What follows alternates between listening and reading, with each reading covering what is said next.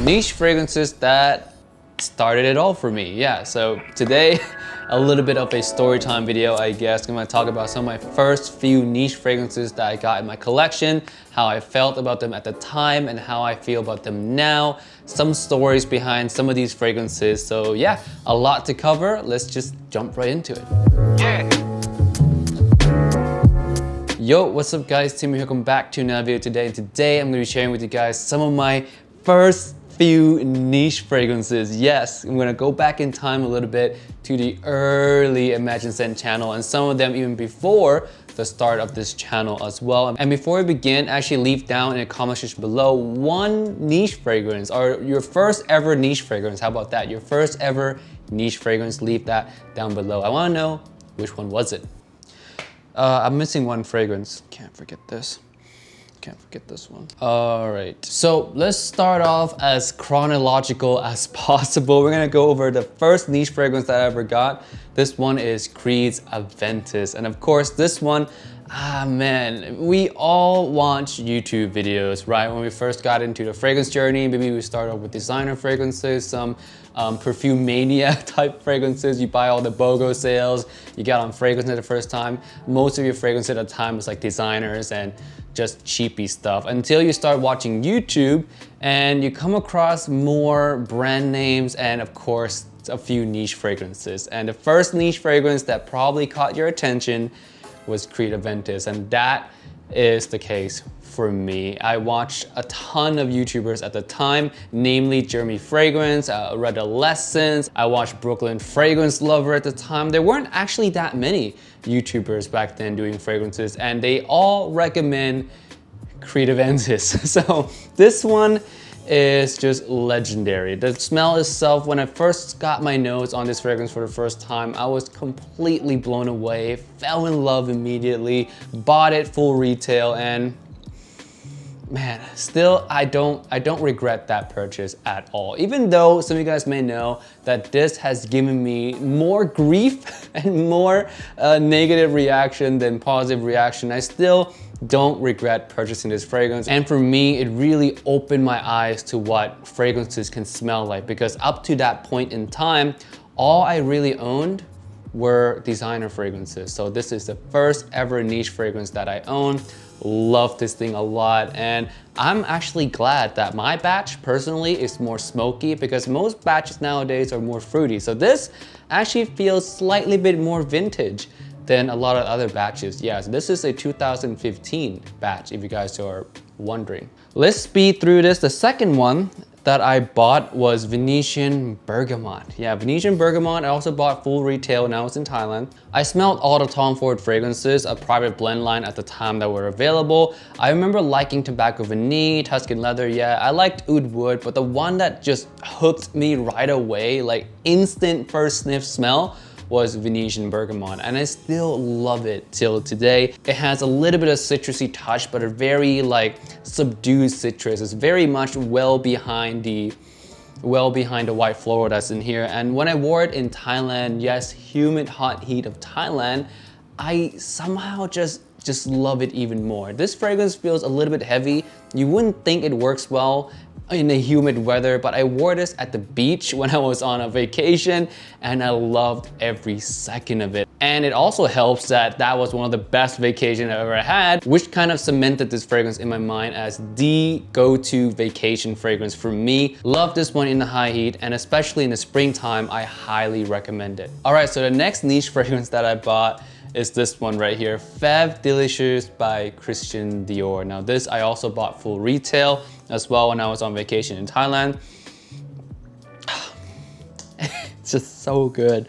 This thing is so delicious, so decadent, rich and tonka bean. It's warm, it's sweet, it's just, in a way, it has a feminine touch to it, of course, being that it's a sweet tonka bean fragrance. It's supposed to be unisex, that's how it's marketed. It does have a slightly bit of a feminine touch, but a guy can absolutely wear this.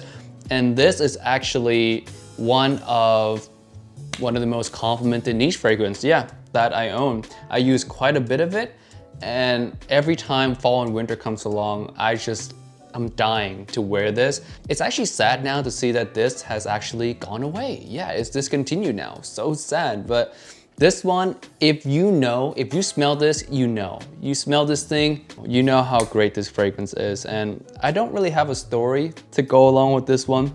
It's just, I love it. And actually, yeah, I might have a story. The first time I discovered this fragrance was on Jeremy Fragrance. Yeah, when he used to do this top 10 fall niche list.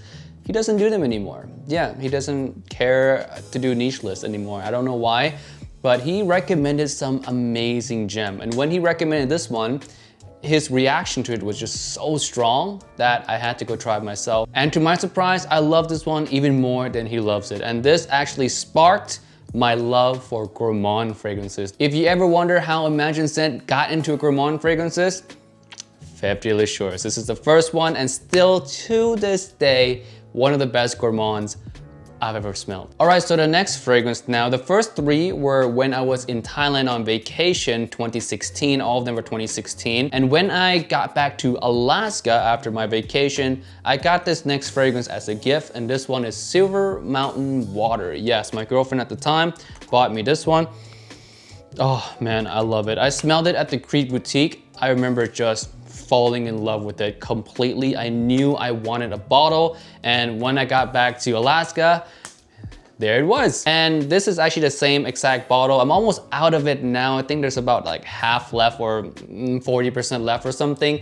I might just not wear this bottle anymore. I might just buy myself a new one, wear that one, because this one is in the old vintage bottle. It has some fond memories associated with this, so I might just put this one on the shelf forever. But yeah, this one is a fantastic spring summer scent. If you're looking for something to cool you down, something refreshing, but still has very much a unique touch to it, go with this one. This one has some fresh air, some berries, some green tea notes. It has everything, man. It smells like the icy Swiss Alps. So yeah, Silver Mountain Water, big love back then, still big love now. The next 4 fragrances are gonna be inspired by Peter from the channel's Fragrance View. I remember back in late 2016 when I started my channel for the first time, or a little bit before I even started my channel, Peter from Fragrance View was the YouTuber that I watched the most. I love when he traveled around the world reviewing fragrances from different fun locations. Those were the best videos that I've watched on fragrances back then, and I think they're still my favorite even now. I just love those videos so much. And his taste is so good. Whatever he recommended, I tried, and I ended up liking a lot of them. And these next 4 were the ones that I loved the most from his recommendation. Let's start off with the first one here. The first one is Natsumoto's Pardon. This one smells like dark chocolate and oud. It has sweetness, darkness, mysteriousness, a little bit of a sparkly touch, and of course the dark woody feel. It is, to me, like a James Bond fragrance. Something that James Bond would wear with a suit and tie. Maybe he's going to the bar, he's sitting in like the corner with like his whiskey, looking super cool, super badass. People want to get close to him, but they can't, type of thing. And I remember wearing this one quite a bit late 2016, early 2017, until I moved to Las Vegas, and that's when I really stopped wearing this one so much, because Vegas is extremely hot and Alaska is extremely cold, and there was more occasions to wear this in Alaska than here in Vegas, of course. So this one I still love till this day whenever I pull it out to wear. Still really like it. The only thing is, it's 30 ml and I already ran through nearly half the bottle, so I'm like, don't really want to run out of this one. So yeah, Pardon by Natsumoto. Love then, still love now, absolutely. Just haven't been wearing it as much lately. The next one I got from Peter's channel is Oud Satin Mood by Maison Francis Kurkdjian.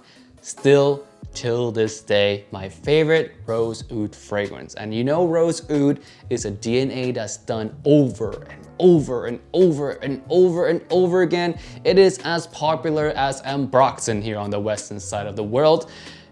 God, it's so boring. But this one, never boring. And this one, by the way, is my #1 most complimented niche fragrance. Yeah, this thing, believe it or not, rose oud fragrance. This one, the rose is very candy-like. It's very sweet. It's so Oh God, there's something addictive about this rose. It contrasts so well with the dark elements, the oud, the woodiness in here. And the oud in here is dark, man. Like when you smell this, you're like, yeah, that's a dark, rich, woody oud. But when it's blended with that really bright, candy-like rose, which seems like total opposite in terms of like scent profile, they fit extremely well. This thing is so good. And the performance of this thing, it's no joke. This is the strongest fragrance I have in my collection. I like to tell this story, but I sprayed it on one time, 8 a.m. in the morning, right? And then I went to work at 7 a.m. actually before I went to work. Then I got to work at 8 a.m.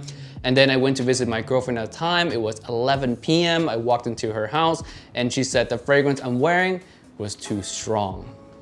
That's this guy right here, Oud Satin Mood. This thing does not come off your skin. Longevity-wise, lasts ridiculous amount of time. Projection-wise, nuclear. So yeah, Oud Satin Mood, if you haven't checked this one out yet, you really should. Love this fragrance. Next one from Peter's channel as well is Sacred Wood. Now, this is not the original Sacred Wood bottle. I sold my first one, yeah, like an idiot. But at the time, I had to for reasons that I might talk to you guys about later. But I finally found a bottle for myself, repurchased it, and oh, so good. I'm glad I have this bottle back. I was so sad when I sold my first bottle. Oh, I was devastated. I didn't know how much I missed it. I didn't know how much of a gem it is. And then they discontinued it. And for the longest time, I was like, man, I'm probably never gonna be able to find a bottle of this ever again. And I was just sad, devastated, because I love this fragrance so much. But one subscriber reached out to me, generous that he is, offered to sell me his bottle. So there you go. I got back Sacred Wood. And I love this. I'll never let this go. It is sandalwood, it's milky, it's woody, it's just, if you haven't smelled this yet, you have to. If you're a fan of sandalwood in any given degree, you have to smell this. If you're a fan of woody fragrance in any given degree, you have to smell this. It's just one of the most authentic, photorealistic sandalwood fragrance ever, with a touch of a little bit of that milky sweetness. It is phenomenal, a work of art. Not the easiest fragrance to wear, but a work of art nonetheless. Last one from Peter's channel, and this is actually what got me hooked on his channel, was when he started reviewing House of Matriarch. Yeah, my favorite, Coco Blanc. This one's a white chocolate fragrance, and at one point in time, I've said this about this fragrance, is that if I could take a bath in a fragrance, just one fragrance, it would be this one. And do I still feel the same today? Let's see. I haven't sprayed this on in, it's gotta be years since I last sprayed this one. White chocolate, sandalwood, there's star anise in here, some warm spices. Do I still love it just as much as I love it back then? I would say, so hard to say. I've discovered so many good fragrances now, so many phenomenal fragrances now, that this thing kind of fell a little bit, but it still ranks amongst my top favorite gourmands. House of Matriarch stuff, I would say I like a lot of the older ones. Albatross, Black No. 1, Sex Magic, that one's really good. Devotion's really good. Some of the newer ones, not a big fan of. If you guys are OG Imagine Scent fans, you guys are wondering why I don't talk about Matriarch anymore.